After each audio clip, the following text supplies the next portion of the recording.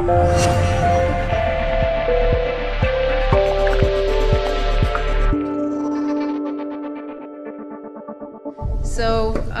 I want to thank everybody for coming, take the opportunity to do that, and to all the wonderful people who contributed to this event.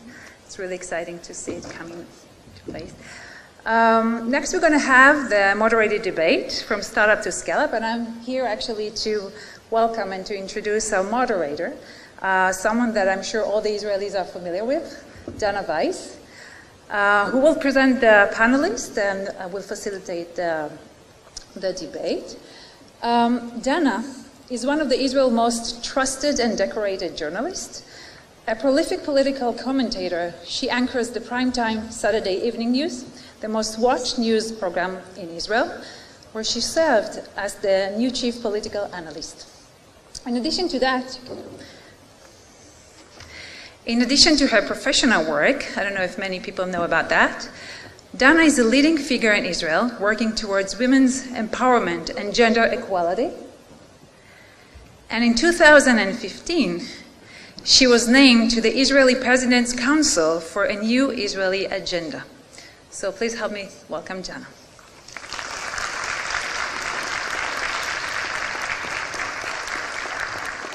Thank you, Ella. Thank you all for being here. It's a pleasure. And I want to call our panelists on stage, and I will introduce them as we sit down. So I would like to call Mr. Aaron, Mr. Professor Yitzhak Ben Israel, Professor Miriam Erez, Mr. Yossi Vardi, and Kathleen will join us back on stage. So let me just, as they take their seat, let me just let you know, I think you have their resume, but this is really this is a unique panel that we have tonight. There's a lot of expertise here on stage. We have Mr. Aaron, who is the CEO of Israel Innovation Authority, an independent public entity that operates for the benefit of Israel's innovation ecosystem and Israel economy as a whole, and he has a very vast resume that you can check up. We have Professor Yitzhak Ben Israel, a Major General, retired. Professor Ben Israel is the director of the Blatvetnik Interdisciplinary Cyber Research Center and the head of the Yuval Ne'eman Workshop for Science, Technology, and Security here at the Tel Aviv University. He also serves as the chairman of the Israeli Space Agency in the Ministry of Science and Technology. Mr. Yossi Vardi, I think you all know the name, is one of Israel's early high-tech entrepreneurs. Since 1969, he has helped to create over 100 high-tech companies. He served as an advisor to the CEO of AOL, to the CEO of Amazon and others. He was the general director of the Ministry of Science for twice, right, Yossi? Not science, but never mind. Energy and development. Energy and development, but twice, right? Yes, twice. And he stayed alive. And he chaired the major Israeli companies, and today he is involved in advancing the global ecosystem of startups and innovation, and he chairs and hosts tens of conferences annually, such as DLD and many others. Also with us is Professor Miriam Erez. She's the Professor Emeritus of Organizational Psychology and Management, and currently she serves as the Vice Dean of the Technion MBA program. And she had, in 2005, she also received the Israel Prize in Administration Service, which is the highest prize in Israel. And Kathlyn is also joining us. So basically what we want to do in the following hour or so is to talk about startup to scale up in Israel, and what is the lesson that we can learn from the world, and what is the lesson that the world can learn from Israel? What makes Israel such a startup environment? Is it different? Is it different from what we need to make it a scale-up environment? What are the challenges for Israeli companies and companies in general to scale up? Does Israel have it? Is it worthwhile investing in making sure that Israel has it, or we're better off staying as a startup nation? And what lessons can we learn from the world? And you know, it's usually, the story goes that if you ask, if a CEO or someone comes from abroad, comes to a room of 40 engineers in Israel, and he says, well, this is the problem I have. You've got the weekend to solve it. So they all go home. They work very hard. They all come on Sunday, because we work on Sundays. Our week starts at Sunday. Maybe that's why we're a startup nation. They come back on Sunday. they all have a solution. It's just not what the CEO asked for. It's a different solution. So they have solutions, they just didn't listen what the problem was. So I want to start with Mr. Aron and ask you, can you give us the data? Can you start telling us the numbers? What is behind that slogan, Startup Nation? And how many of those startups are actually scale-up companies? Okay, so I'll start with the numbers. So we are now summarizing 2018. And I'll say that first of all, the level of civilian investment, R&D investment, is high. It's a 4.3% out of GDP, which is the highest in the world. It's going to continue in 2018, so this is the 2017 numbers. Level of VC investment, it's raised from 5.2 billion in 2017 to more than 6 in 2018. A number of exits are doing fine, besides if you exclude Mobileye from last year. So this year is going to be a growth. It's going to be around 10 billion. So the numbers are okay, so it justified the Startup Nation, as a phrase. However, the Scale-Up Nation is a little bit a different story. We have a lot of MNCs, multinationals here. We have 368. In last year, about 20 joined, new ones. And they are conducting 50% of the civilian R&D. Now, if you are talking about Scale-Up Nation, this is one of the inhibitors. Of course, it has the contribution, but it's also one of the inhibitors because 50% of the civilian R&D is conducted by the multinationals. So I believe that it's opened up the discussion, and there is a lot of things to say about why it's not yet the Scale-Up Nation. However, we see signs that it might be. So we'll touch on that later, but I want to go to you, Professor Erez. What's in the air? What's in the water? What makes Israel such a fertile soil for growing these startups and making Israel such a startup nation? The figures that Aaron said are really amazing. Okay, I think this is because of the culture in Israel. It's a culture that supports startups, supports innovation, supporting entrepreneurship. Just to give you a few examples and values, cultural values, for example, Israel there is a high tolerance for ambiguity. You mentioned about ambiguity before. When things are ambiguous, then you have to explore your own way. If you explore your own way, you find something new. So this is one value, one characteristic of the Israeli culture that I think helps to have entrepreneurship and innovation here. Another one is that everybody knows that Israel has a low power distance, which means that people feel free to express criticism all the time to their boss without any hesitation because they believe in their own ideas and they feel free to express their ideas. And once you express your ideas, you are likely to come up with to express your unique ideas rather than what is expected from you on average. So unique ideas come up to play a major role in the country here. And maybe the third one that is a little bit, that it's debatable, it's about a value that is called collectivism. And the research literature suggests that actually individualism is what country needs in order to have innovation. But if you look at the startups, most of them are team-based. Namely, if you are an individualist by your own and you don't get any support from teamwork, any complementary skills or knowledge, then you are not likely to succeed as much as if you do team with others and join forces and have a much wider pool of knowledge and skills to push forward your startup. In particular, we see it in Israel in two different domains. One is the technology. Many Israelis are very strong on the technical part of the new idea, but many of them also miss the business aspect of it. So joining forces of someone who is very strong on the business aspect and someone who is very strong on the technical aspect is going to be more successful than if there is only one person trying to push forward That's already part of the solution, but Professor Ben Israel, can you put in the military the fact that every 18-year-old, that the military has is almost the opportunity to be the best headhunter possible. They have any 18-year-old girl or boy that they want, and they can pick and they cultivate and they can grow to become a startup when they get out of the army? How big an advantage is that? It is an advantage. There are also some problems with it, but in the context that we talk about, it is an advantage. I mean, we take 18 years old boys and girls. We send them for almost 3 years to military service, and it's a kind of school.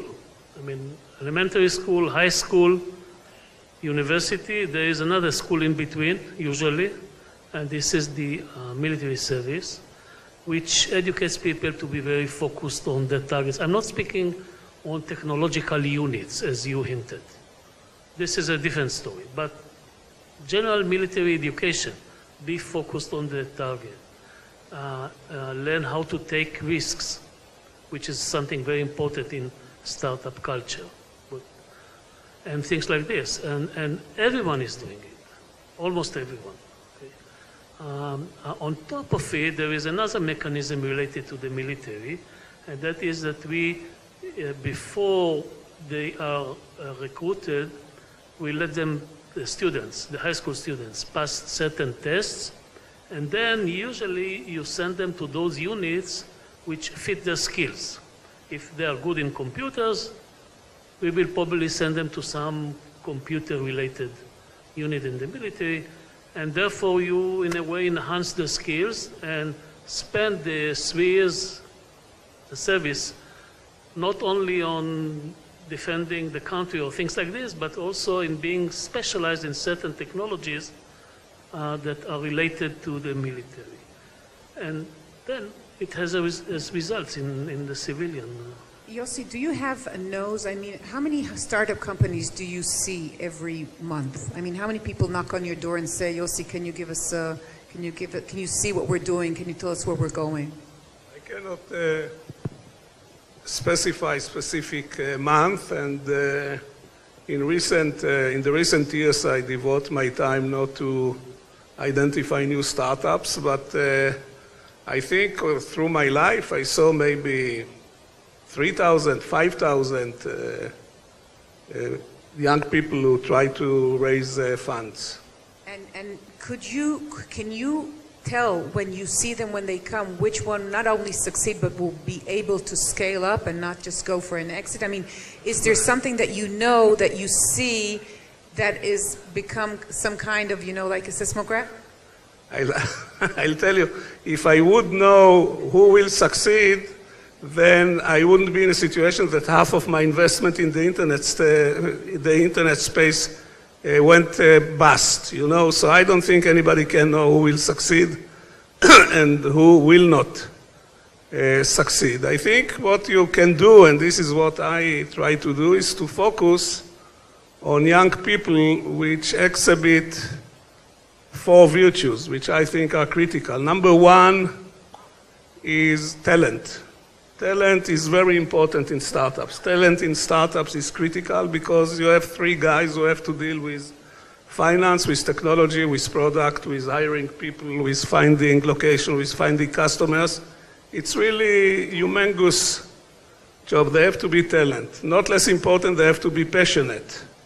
Not less important, they have to have good virtues. Like Miriam mentioned, that they have to be able to work with each other. 1/3 of new startups which fail in the first year is because the founders don't get with each other. And the 4th thing is they have to be frugal, because the first money, this is the stage where I was involved, is always the most expensive one.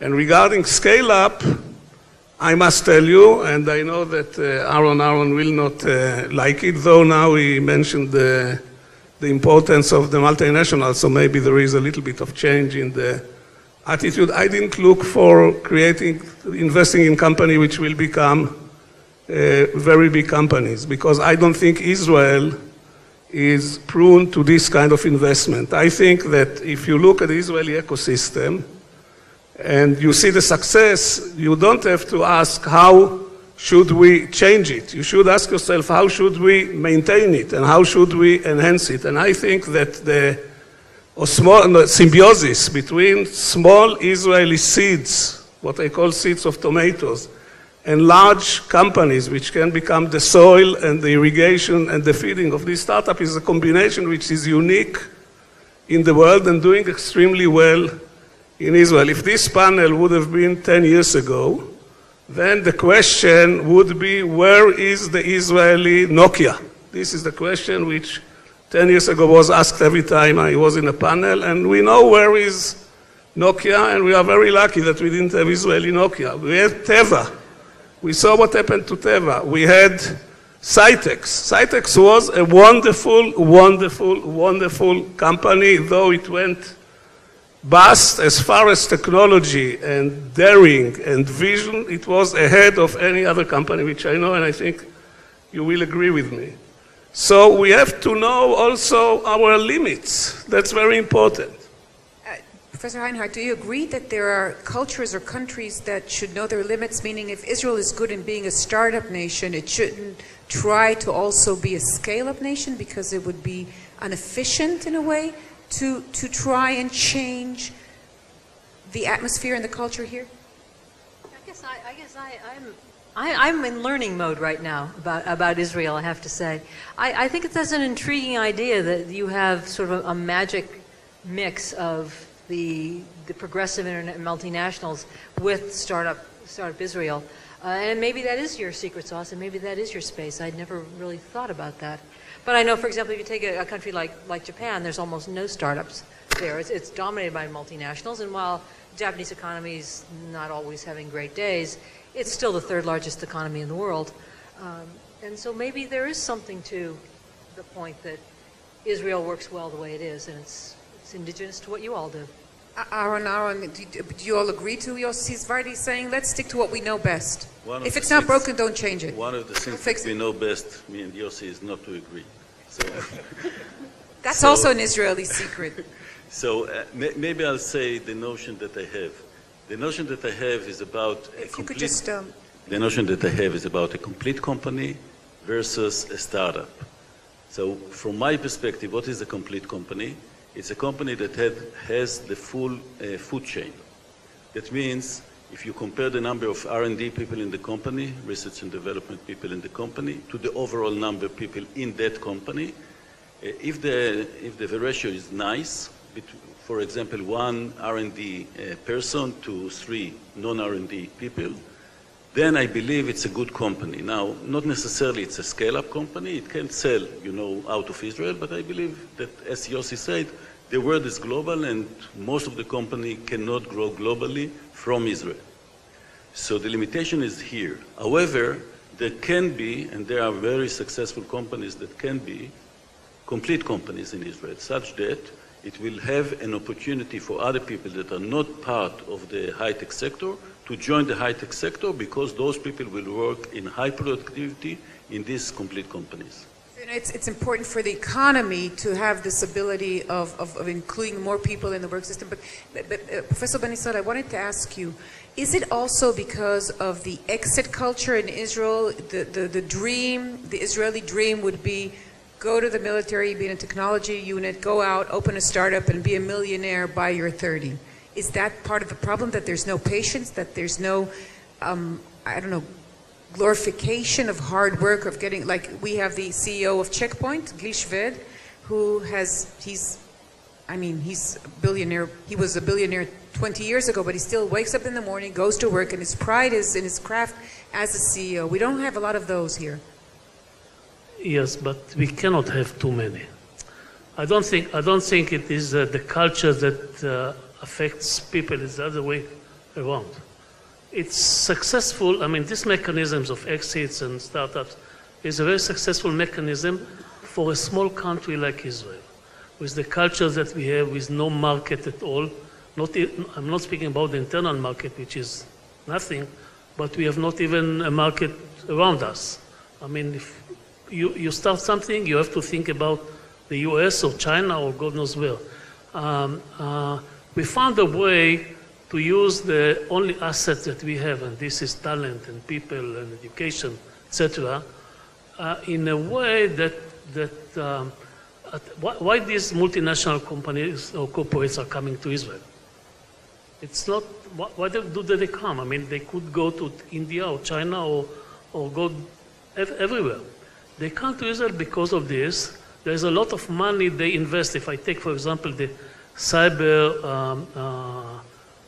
business sector, we may call it today now, I mean, which was created in the last 10 years here in Israel. I'm speaking about the civilian one, not defense or intelligence. Last year we were something like the export of civilian cyber products and services from Israel was something like 10% of the global market. This was done in few years. And we have only one big and 5 medium scale companies, okay? Not, the rest is small companies. It's more successful it fits our constraints, the constraints that we have here in Israel, and uses our relative advantage.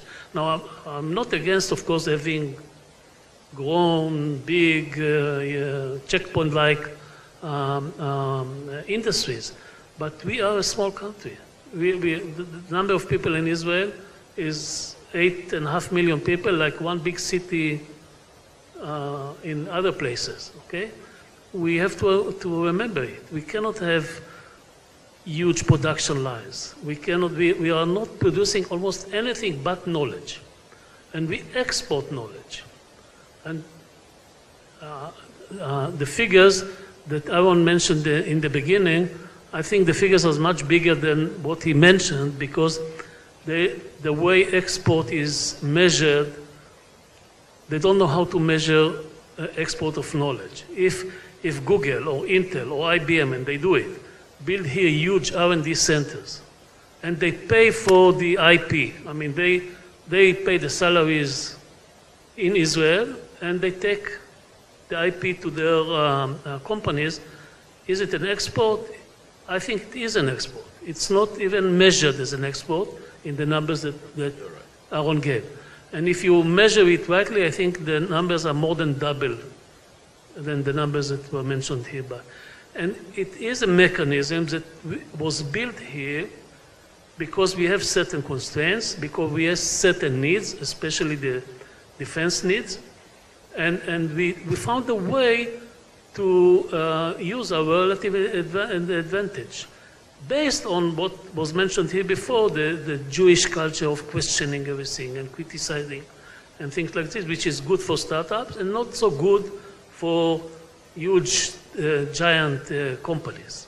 But is it either or? Is it either we stay a startup or we learn to be scale-up? Isn't there an advantage of trying to bring both of those opportunities to a country? This is usually, I mean, you remind me of my wife. Why not having this and that?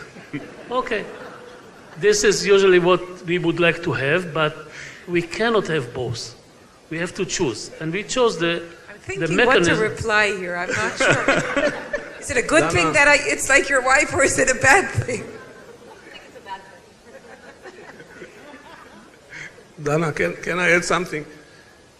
We have big companies in Israel. We have the big companies which are very successful. The only thing, they have the name, instead of calling it, I don't know, banana, it's called Intel Israel, IBM Israel, Cisco Israel, Broadcom Israel. These companies come and buy. Intel invested in over 70 Israeli startups. 70.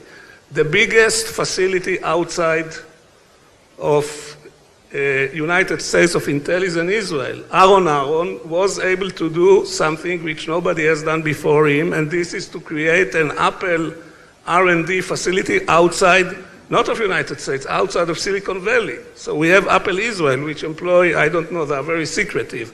1,200. How many? 1,200. 1,200. IBM took 13 companies and created Center of Excellence for storage. So all of these are big companies, but instead that they will lean upon our limited capacity to scale up, they bring the technology and the knowledge of scale up. Second thing which I would like to say, which is very important, if you look how a value of company is being created, the first thing, the first idea, create on a per capita basis, and we are a country which is limited by the number of people, the highest value. It's very much like the difference between tomatoes and seed of tomatoes, or bulls and bull sperm. I don't know how much they charge for bull sperm, but for seeds of tomatoes, they charge $50,000 per kilo. And for tomatoes, they charge only $6. So we create the value. When we sold the ICQ to AOL, at the same week, another company was sold. We got, this was in the press, so I can say, we got 400 million people and we had 66 employees. The other company, its name was Rolls-Royce.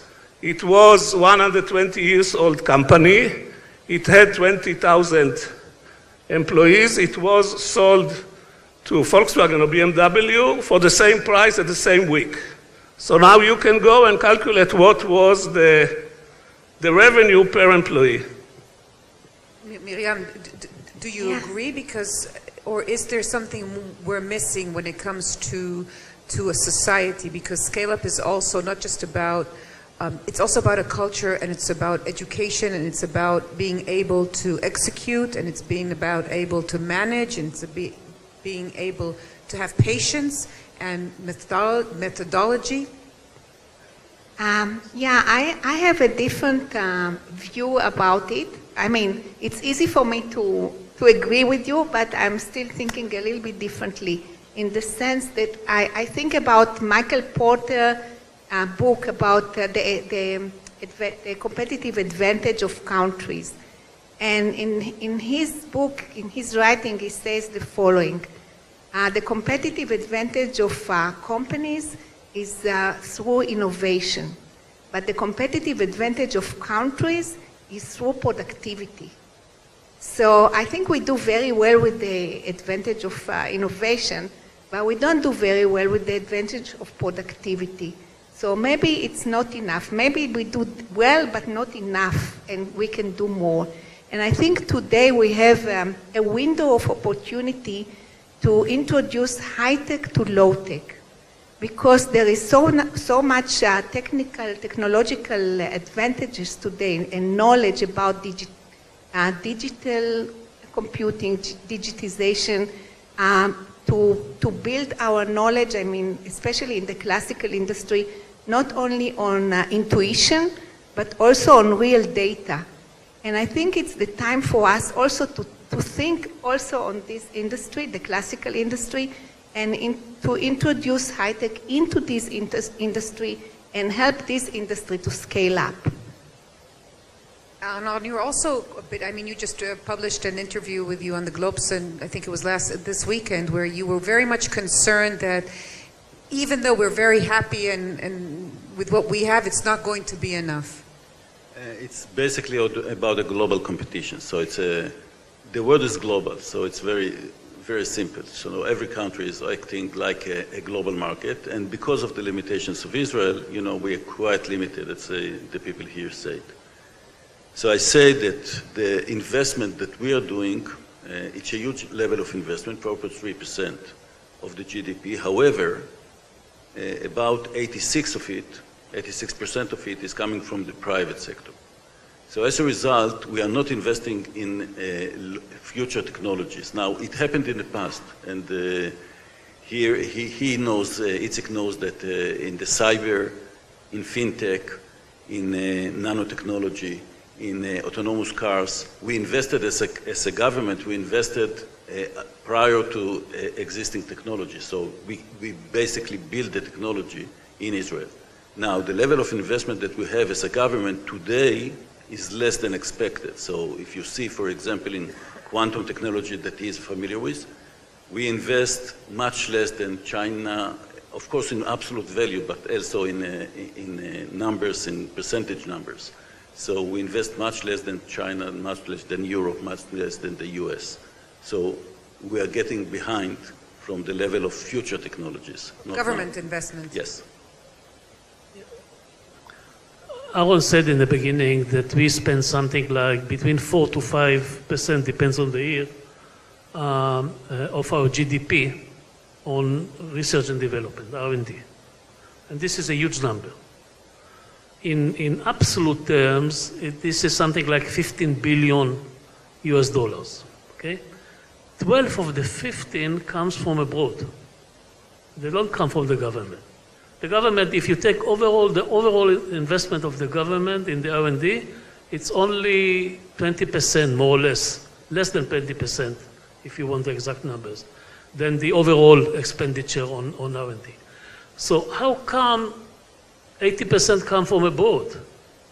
And people come here, and Yossi mentioned a few examples. Intel is a much better example. Only in the campus they have in Haifa, which is wholly occupied in R&D.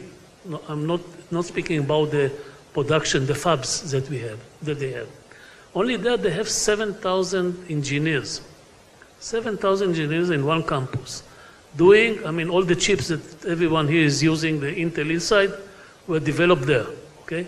But this is in one campus, and it's financed from abroad because the model is very successful. Now, it will be better if Intel Israel will be Israeli, fully owned company by...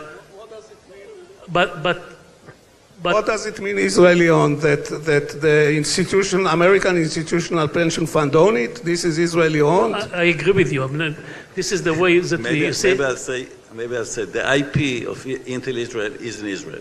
So this is the result of... so Israeli... It's true to most of the multinational. They don't take the IP and run away with it. Absolutely. Mobileye, a year ago, a company of few dozens people, was bought by, this is what we call exit, okay? Was bought by Intel for the equivalent of 5% of our GDP, 15 billion US dollars. It's 5% of our GDP. How many people worked at Mobileye at that time? Around 25. Okay. For $15 billion, I don't see something wrong with it. We all want to be, as you said, both rich and big and clever, but you have to choose. Professor Einhard, do you think it's really a choice? Well, I was just sitting, listening, learning lots about Israel, and I'm wondering, is Israel too R&D? Because I was flipping through my mind, what are some of the big success stories in the States? And, Netflix, Starbucks, Apple. One doesn't get super blown away by the technology. And I'm wondering if maybe Israel is very focused on technology like Mobileye, which is a very sophisticated, deep learning, artificial intelligence. And maybe you're missing the opportunity to be Starbucks, or maybe you don't care to be Starbucks. But there seem to be a range of I never companies understood why do you need Starbucks. Can you? I never understood why you pay $4 with something which costs 10 cents. I just was just pointing out that or Starbucks even Facebook grew. or Netflix. Israel doesn't come. Sure. I think someone said that when you use that every problem is a nail, all you have is a hammer. But I think Israelis solve problems and they don't think about entertainment or something that you don't really need. It's all about necessity. Necessity is the mother of all inventions, I think, is really true for Israel, if you would agree to that. First of all, Israel is very focused on R&D, so this is a correct observation. However, we are spreading Sabra in the United States, so it's Israeli hummus that is being sold in the United States. But that is a great example. I remember the day when they took the hummus. Everyone, I think, enjoys hummus, right? Right. So when I grew up, hummus was something that you would go to the old city to eat in Jerusalem. And then I remember the day when they said, let's put hummus in a box and use it as a spread on bread. Now, my kids think hummus is only something that you spread on bread, but for us, it was innovative to put that. I wouldn't be proud of it. What? I wouldn't be proud of it, Dana. No, but that is exactly an example of a company that could scale up. Sabah could scale up because they took an innovation and provide so many working not just for the high-tech industry, but for the good of the economy, for the good of society. And you're in a way just, saying that's not that as important. Because how many % of Israelis work in high-tech? It's 8.3%, which 3%? is 8.3%, which is 270,000. But again, it was a very smart move of Strauss together with PepsiCo. So they didn't do it alone. They teamed up with PepsiCo, which is the right move, and then it gave them the ability to sell in very, very high numbers in the States. But I have to mention, we have one product that you were not able to create in the United States, which I think explained the fact of the startups, because this is why we have startup, because this product is only in Israel. It's called Bamba, and you should try it before you leave. You should take it home, the Bamba. Is that going to go global, Bamba? Yeah. Professor Erez, so I wanted to ask you, when you look at companies around the world, and what is an example for you that you say, this is a company I think we should learn from, or you learn from? I actually don't have any specific company in mind, but the companies I have in mind are more the big ones than the smaller ones, because the big ones also provide opportunities for more people to find jobs. They also have the resources to take care of a high quality of work life for these employees. And I think, as you said, there are only less than 10% people working in the high-tech enjoying the high level of workforce. But most of the employees here in Israel don't belong to the high-tech, and I think that's why I think we should balance, not focus also on the non-high-tech sector. And now there is, I believe it's the best opportunity for us to scale up this sector by introducing high-tech, the knowledge, the technological knowledge that exists for us, introducing it into the low-tech. And I can tell you by visiting the classical industry that there is a big interest and motivation there to learn and to grow and to improve. And they also want to be more educated in terms of technical knowledge than they are right now. So we should exploit this opportunity. Yossi, I'm interested to know, when you think about startup to scale up, what company do you see? What company do you think of? What is your example, or the one when you think about it, what is the company that you look to? What is the example, the test case that you... What are the American companies which I revere? I revere Zappos. I revere Netflix. I revere, to a certain extent, Apple. And what I would like to mention, and we didn't speak about it, and this is very crucial, Miriam mentioned it in the beginning, I think the three things which are really important and very unique, and this is the scarce resource, is number one, the culture. And I suggest to anybody who is not familiar that he will read the book of Tony Hayes about the culture of Zappos. And there is on the web a terrific slide deck of Reed Hastings from Netflix about the culture of Netflix, which and look on the PowerPoint, not on the text, which is amazing. So I think culture is very important, passion is very important, and resolve is very important. If you have these three things, then the company will be wonderful company. And wonderful companies. The problem that to find all these three things in a company, it's quite rare, maybe 1 to 500 or 1 to 1,000. Professor Ben Israel, what is your example, if you have to give an example for a successful startup to scale up, what company do you look at and why? I don't know. I really don't know, because I would add one more factor to the three that Yossi mentioned, and this is luck. Very important. Very important. Okay, I knew that you will agree. You can quote what Napoleon said.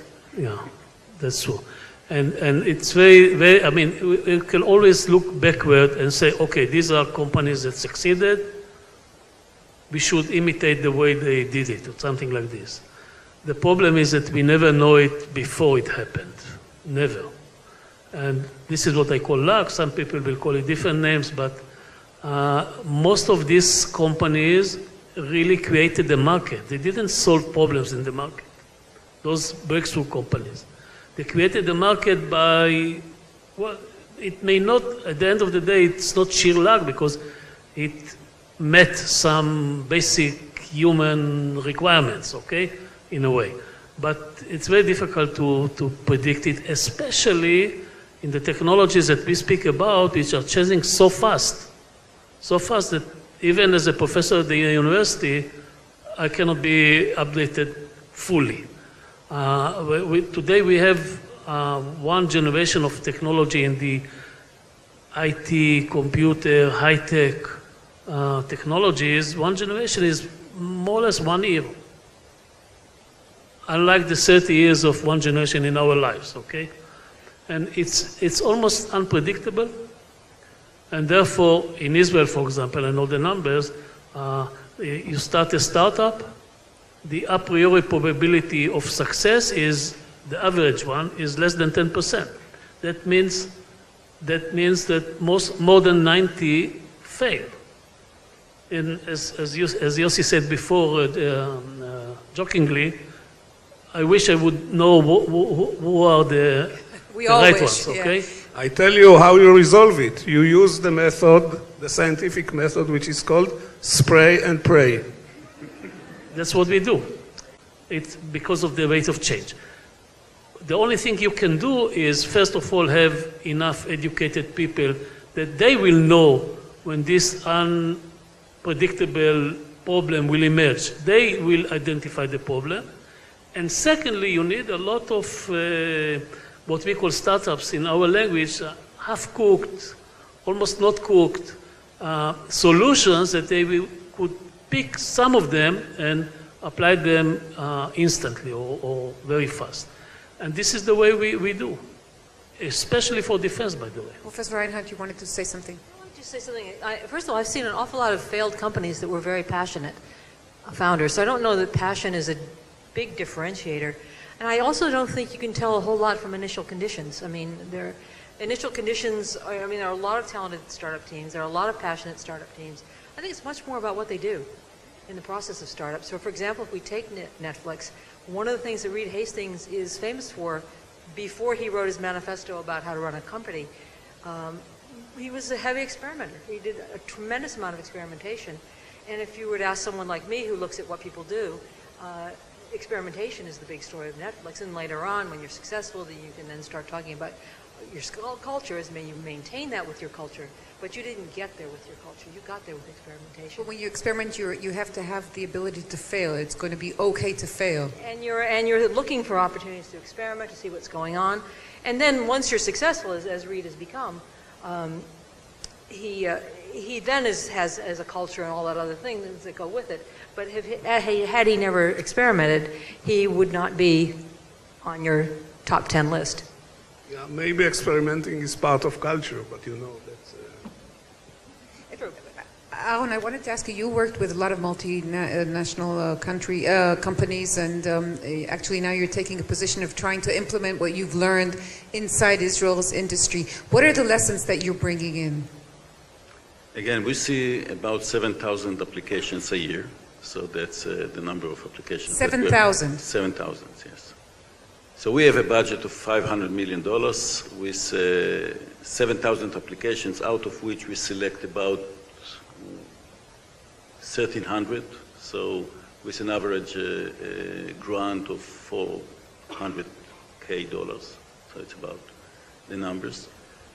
And we see a lot of them now. The lesson that I learned is very simple. From management point of view, it's simple because it's managing people.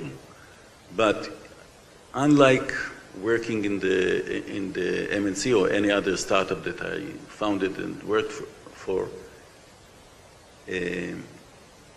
when you're doing something, either in MNC or in a startup, you are executing. Now, in the Israel Innovation Authority, what we have to do is to come up with policies. So it's a little bit different because you have to facilitate things and not to run things. So that's the lesson that I learned, how to facilitate and not how to run. And when you think about what lesson if you could go into our education system, what would you change in order for having not only startups but also an ability to scale up for a better share of the good for the population? So there are two things. First of all, I believe that the education system always lag behind, because if you see, for example, someone that joined the first grade this year, probably when he ends up his education role, he will have 65% chance not to work in a profession that exists today. So as a result, he needs to learn how to learn.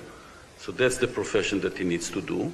The other one is data science, because every profession, never mind it's philosophy or, or high tech, he needs to deal with data science.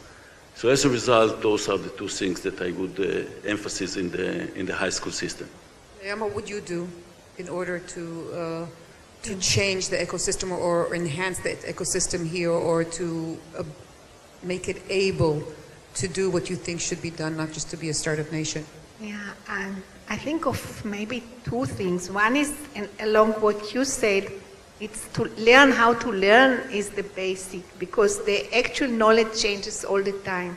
So you have to learn how to learn. But the other thing that I see is that the educational system is very standard. Like everybody studies at the same class, at the same pace, the same level. But people are different. You as children and we also are different from each other.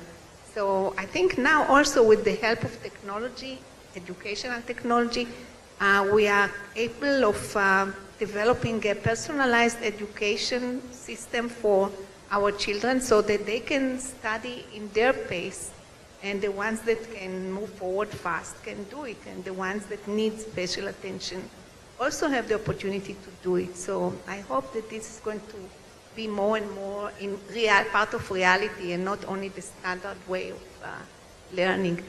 I mean, there is a small risk here to lose the knowledge of how to work together, how to study together, how to learn together. So we should learn also as educators how to balance it. Let them develop at the personal level, but also learn how to work together and learn together and reflect together on their learning as a group. Can we open it up for questions? Yes? So yes, please, but we can't, I'm going to ask your forgiveness. I have to look at something for the 8 o'clock edition. So we just have to say it's okay and then...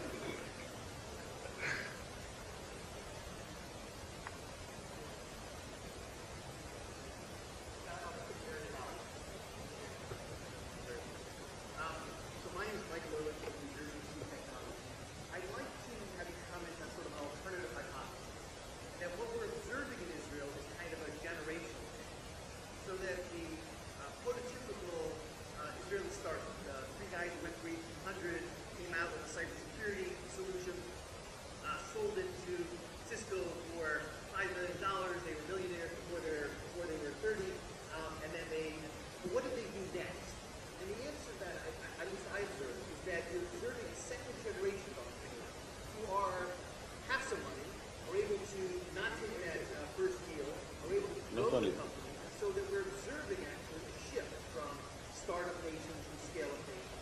And that over time, we're going to see more and more of that. I mean, 15 years ago, Yossi Mark, you were probably the only major angel investor in Israel. But now, there's actually a large cohort of angel investors both here and abroad who are investing here in Israel. And so we're seeing kind of a broadening of the community, a maturing of the community that may open the door to future scale-up, even though historically kind of startup. So generational. So did you all hear the question? Is it okay? Yeah. Yeah, okay. So maybe, you want to talk about say, the generational difference? Yes. So maybe I'll say out of the 7,000 applications that we're getting, 25% are from repeating entrepreneurs. So it's those people that already made an exit and they would like to build a company. Normally they would like to build a company to last. So they are not looking for a very fast exit. So that's the difference. So far, we see it here and there. It's not a very popular phenomena, but I see a change. You'll see about the generation? Is it a generational thing? No, I agree with what Aaron said.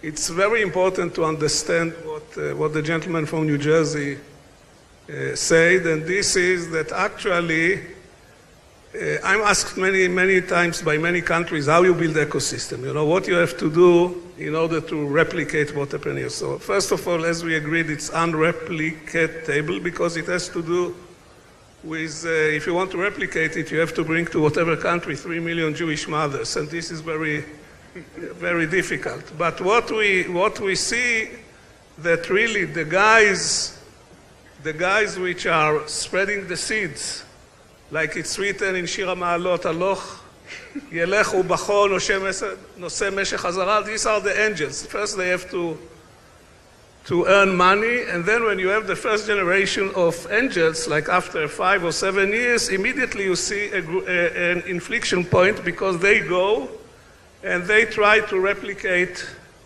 their success, which I tried for 20 years to do and was totally unable, but at least I tried to do it, and they are also trying. So the angels are spreading the seeds. I don't want to use the bull example because it will be awkward, so let's focus on the tomato seeds.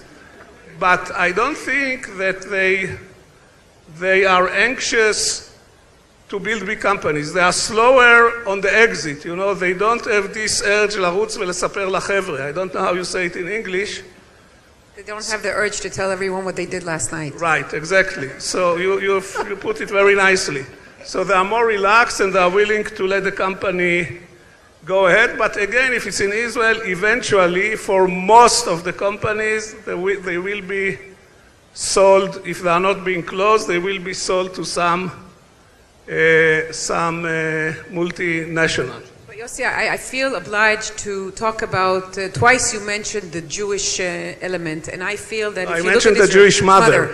But Jewish mother, by the way, don't teach us kids to spread hummus on bread, you know, this is because you are working mother. Why do you assume I make the sandwiches in the morning? That's a pre-assumption that you should check. Maybe I don't make the sandwiches. Maybe my husband makes the sandwiches. Why would you just say I make them? You are destroying your kids. But I really, because this is an international crowd, if I may take a moment. It was mentioned that I was on the president's steering committee to come up with the new Israeli order because Israel is changing.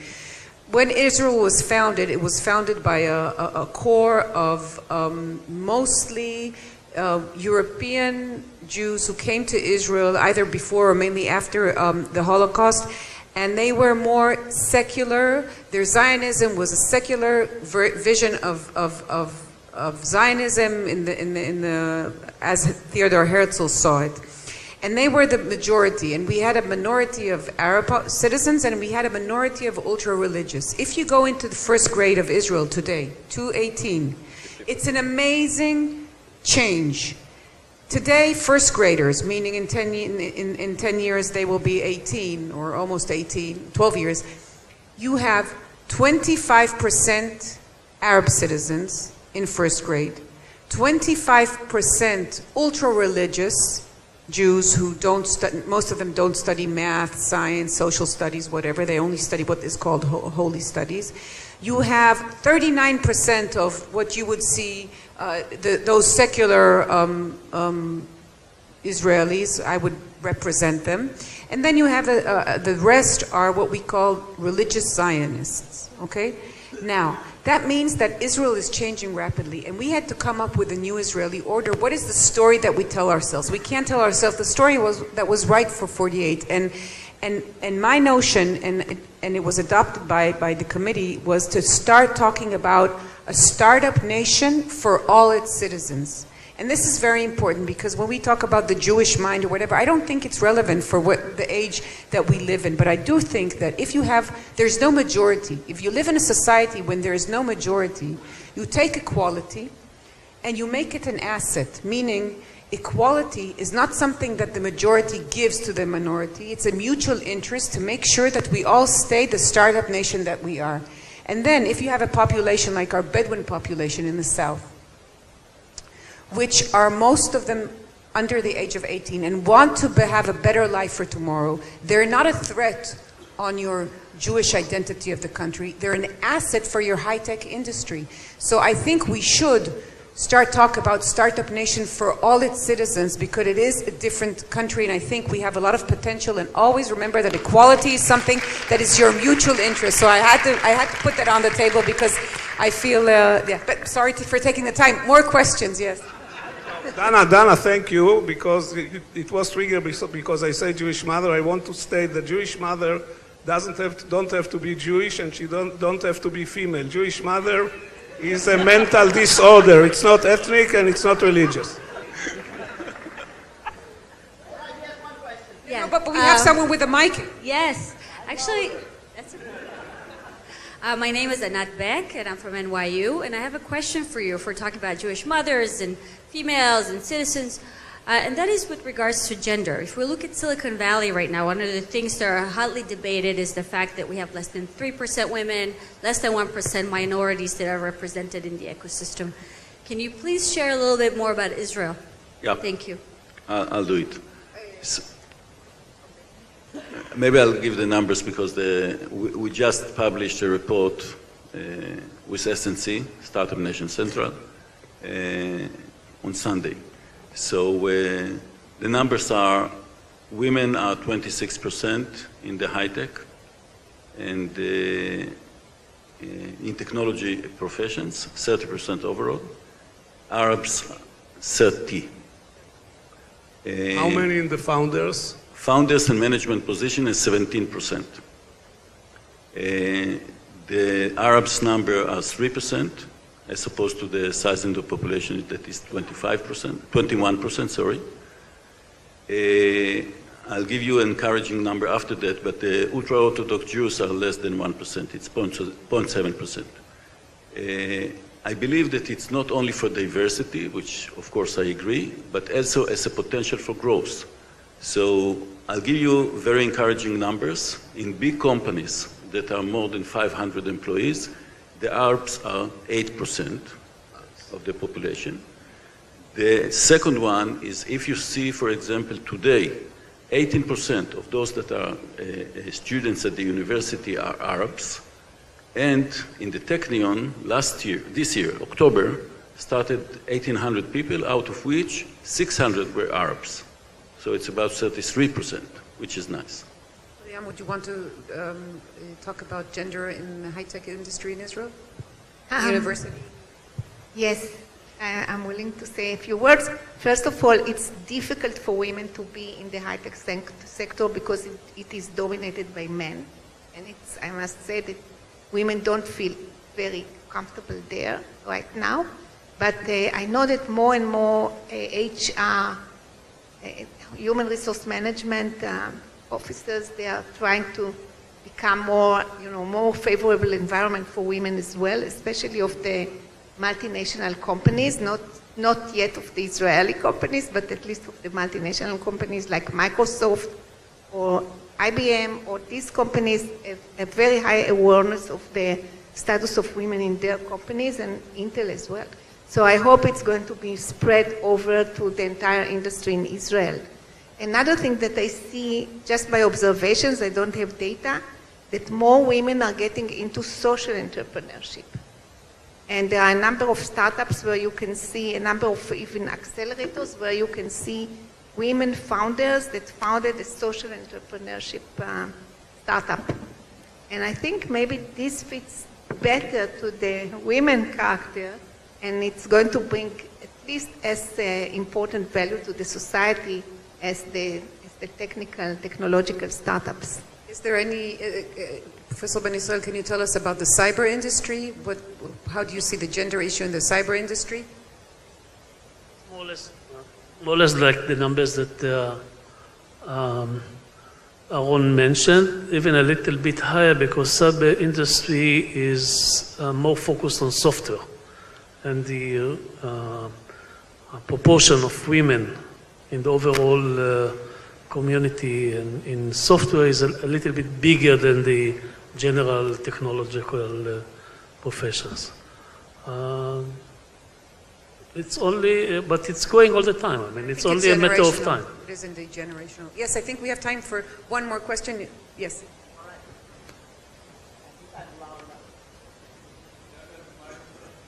1, 2, great. I'm Ville Eloranta, coming from Aalto University, Finland, and I would like to move this discussion a little bit more to the multi-case setting by asking that, do you see, and I think, Kathy, this is because you've been looking into Finnish setting too, do you see differences in startup nation narratives and what they possibly are? Because Israel is 1, congratulations, Finland is 2, Estonia is number 3, then there's Ireland, so we have many, and now this has been quite heavily dominated by Israeli perspective, which is perfectly fine, but I would like to hear your takes on this. Well, I'll have to think about that for a minute. I will say that my maiden name was Kennedy, so I can relate to the Irish. But let me think quickly. I think one of the unique things about Israel, at least that's my understanding anyway, is it's a highly immigrant population. So there are a great many immigrants, and I know in the States, immigrants make a big difference in terms of startups. So it may be partly an immigration story as well as partly a particular expertise around certain technologies spun out of defense. Then you see Finland, which is not an immigration country, and then is also a startup. Yeah, so I'm trying to think about... You wanted to hear about the Finnish? Yeah, and I'm trying to think... Well, I'm a Finn, but I would like to hear actually, Finland, Estonia, Ireland, because, I think differences in narratives is important. And actually one thing, for example, can a nation live only with startups without a scale-up economy? We in Finland believe we don't fly without those, not new Nokias, not that one anymore, but new scale-ups. Yeah, well, it may be that the companies countries you're all talking about are countries that are startup oriented because they were, in some sense, dominated by someone. Ireland dominated by England. Finland dominated, sort of sitting there next to Russia. Estonia also dominated by Russia. I wonder if there's some sort of a dominance story there where people want their independence and are trying to do something different and new. As far as the Finnish ecosystem, if I think about it, it seems like it was a lot of people seeing how well Nokia did, coming from essentially a forest products company to having the skill and the luck to see GSM, to see the phone technology, and then people in Finland imitating that. So they had an exemplar where that wasn't so distant from them. They didn't have to look to the States and see Steve Jobs. They could look in Finland and see Jorma Olja or someone like that. So there may be, I'm kind of now riffing a bit, but I think in Finland, that's what I was always struck by Finland, is that the Finns had a very tangible success story that was about them that they could relate to, that I don't think is particularly the Israeli story. I think the Irish story is a story to some extent of domination, as well as a story of speaking English. A well-educated population that speaks English. If they speak at all, I never saw a Finn guy speaking so long. So maybe I'll hand it over to you. You know what I think we'll say? Thank you so much for. Does anyone want to talk to this Finn guy, or we can call it a day? Okay, so call me anytime. So I want to thank you for sharing with us your thoughts, and I want to thank you and wish you a very successful and fruitful conference. And thank you for coming to Israel to spend the time here.